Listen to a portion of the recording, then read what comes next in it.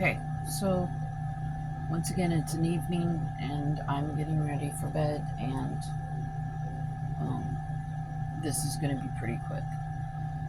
This is a different angle because Bob has stolen the usual spot, and since he's had his whole world just turned upside down the last few days, I figure I can let him have the spot for right now. We left off at Jeremiah freed, which is chapter 40 in the book of Jeremiah.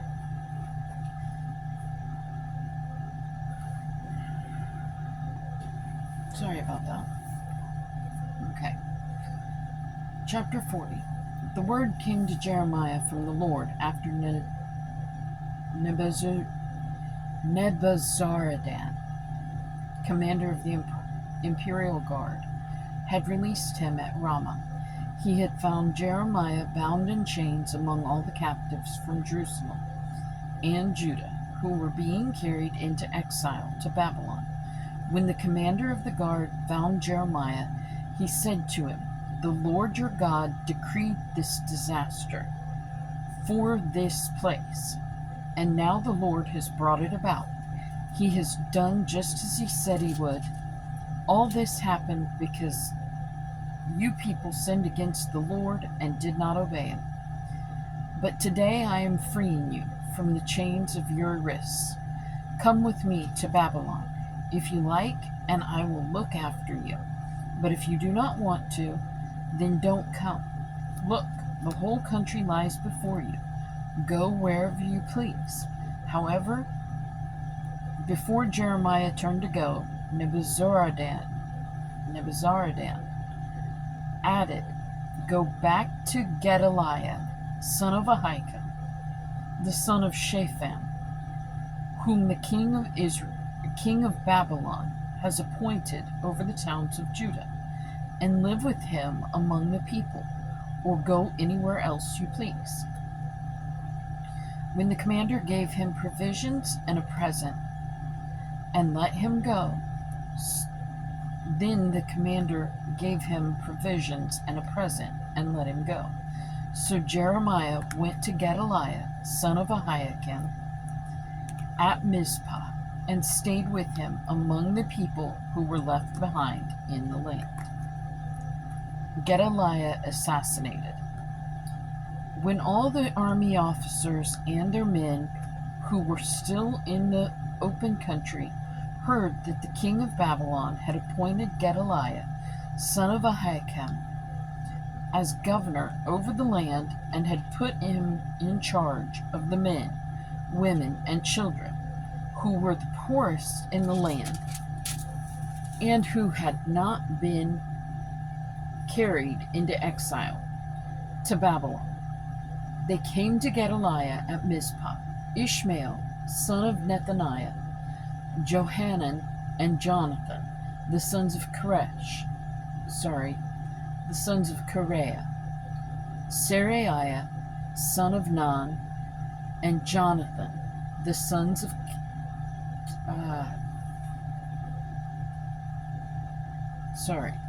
Johanan and Jonathan, the sons of Kareah, Seraiah, son of Tanahumeth,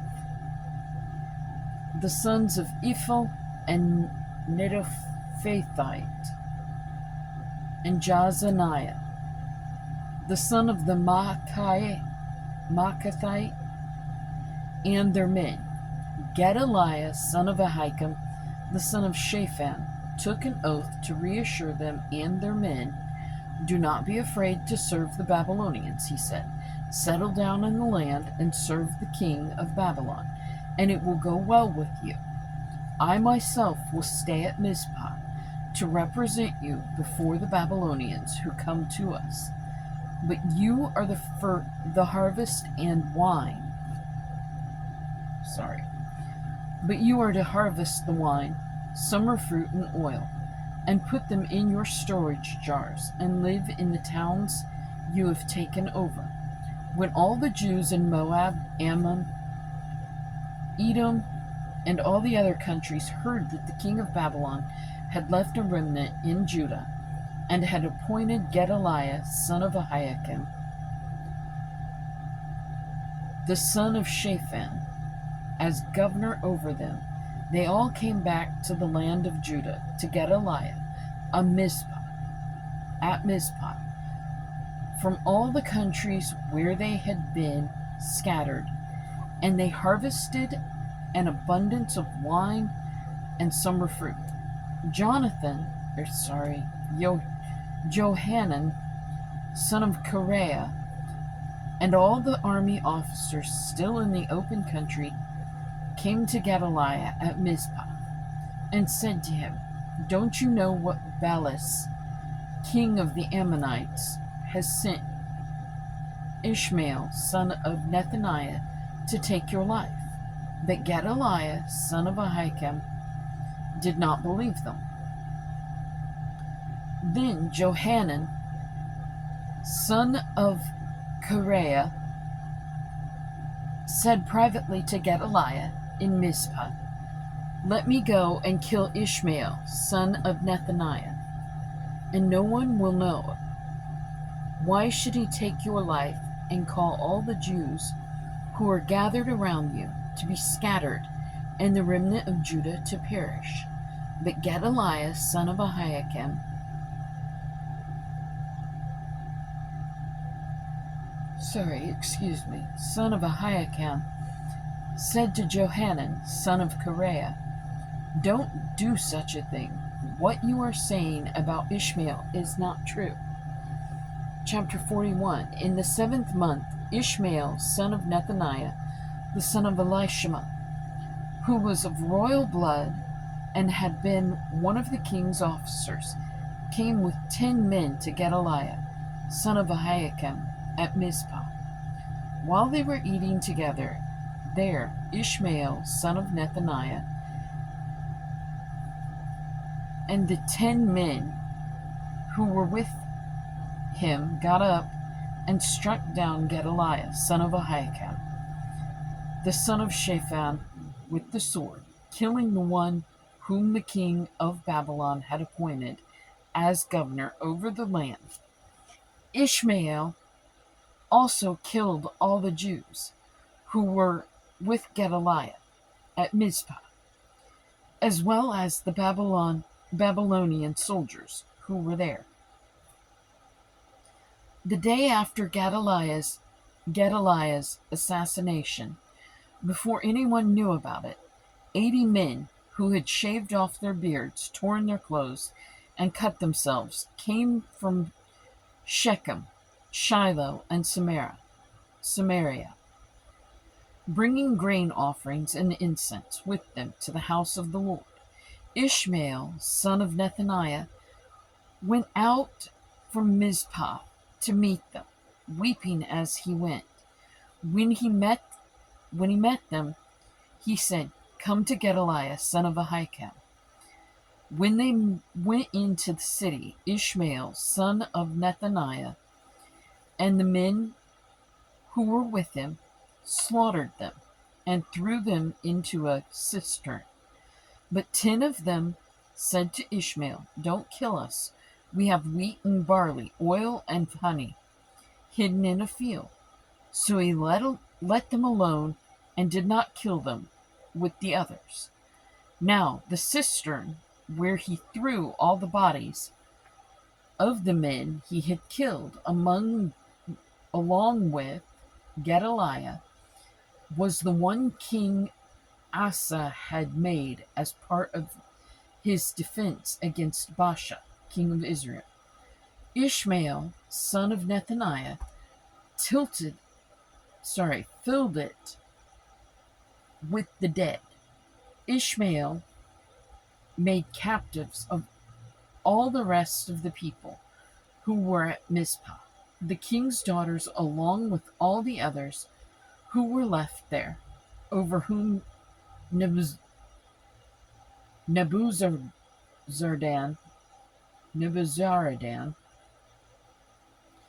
commander of the imperial guard, had appointed Gedaliah, son of Ahikam. Ishmael, son of Nethaniah, took them captive and set out to cross over to the Ammonites.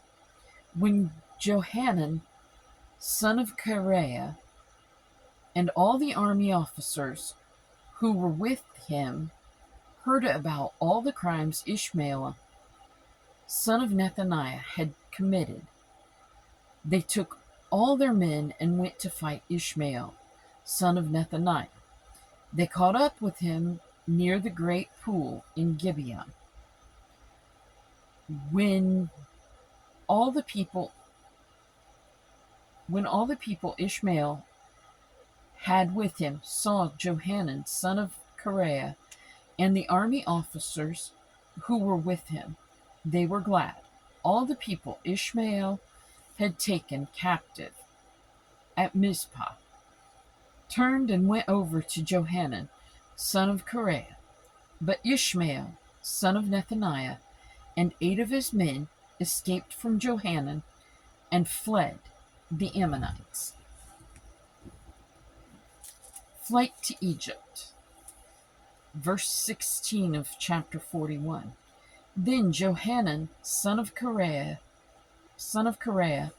and all the army officers who were with him led away all the survivors from Mizpah, whom he had recovered from Ishmael, son of Nethaniah, after he had assassinated Gedaliah, son of Ahikam. The soldiers, women, children, and court officials he had brought from Gibeon, and they went on, stopping at Geruth Kimham, near Bethlehem, on their way to Egypt, to escape the Babylonians. They were afraid of them, because Ishmael, son of Nethaniah, had killed Gedaliah, son of Ahikam, whom the king of Babylon had appointed as governor over the land. Chapter 42. Then all the army officers, including Johanan, son of Kareah, and Jezaniah, son of Hoshaiah, and all the people from the least to the greatest approached Jeremiah the prophet and said to him, "Please hear our petition and pray to the Lord your God for this entire remnant. For as you now see, though we were once married, now only a few are left. Pray that the Lord your God will tell us where we should go and what we should do." "I have heard you," replied Jeremiah the prophet. "I will certainly pray to the Lord your God as you have requested. I will tell you everything the Lord says and will keep nothing back from you." Then they said to Jeremiah, "May the Lord be a true and faithful witness against us if we do not act in accordance with everything the Lord your God sends you to tell us, whether it is favorable or unfavorable. We will obey the Lord our God, to whom we are sending you, so that it will go well with us, for we will obey the Lord our God." Then 10 days later, the word of the Lord came to Jeremiah. So he called together Johanan, son of Kareah, and all the army officers who were with him, and all the people from the least to the greatest. He said to them, "This is what the Lord, the God of Israel, to whom you sent me to present your petition, says. If you stay in this land, I will build you up and not tear you down. I will plant you and not uproot you, for I am grieved over the distress I have inflicted on you. Do not be afraid of the king of Babylon, whom you now fear. Do not be afraid of him, declares the Lord, for I am with you and will save you and deliver you from his hands. I will show you compassion, so that he will have compassion on you and restore you to your land. However, if you say, We will not stay in this land, and so disobey the Lord our God. And if you say, no, we will go and live in Egypt, where we will not see war, or hear the trumpets, or be hungry for bread, then hear the word of the Lord. O remnant of Judah, this is what the Lord Almighty, the Lord, the God of Israel, says. If you are determined to go to Egypt, and you do get to settle there, then the sword you fear will overtake you there, and the famine you dread will follow you into Egypt, and there you will die. Indeed, all who are determined to go to Egypt to settle there will die by the sword, famine, and plague. Not one of them will survive or escape the disaster I will bring on them. This is what the Lord Almighty, the God of Israel, says. As my anger and wrath have been poured out on those who lived in Jerusalem, so will my wrath be poured out on you. When you go to Egypt, you will be an object of cursing and horror, of condemnation and reproach. You will never see this place again. O remnant of Judah, the Lord has told you, do not go to Egypt. Be sure of this. I warn you today that you made a fatal mistake when you sent me to the Lord your God and said, pray to the Lord our God for us.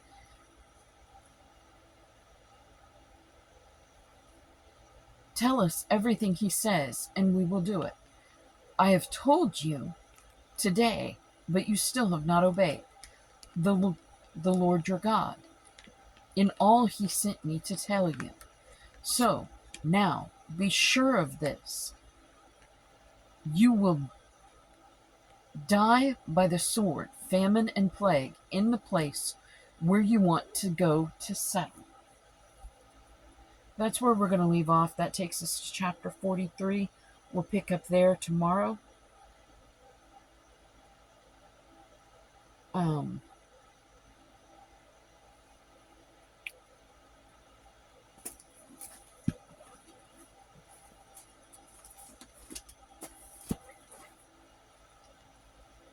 Just continue to say the prayer. I am not going to say it with you tonight because if I close my eyes, I'm going to fall asleep. And I've got to put some patches on before I go to sleep. So, be kind to yourself and others. I hope that if you are starting your day, have a great day. If you're ending your day, have a wonderful night. I'll see you tomorrow.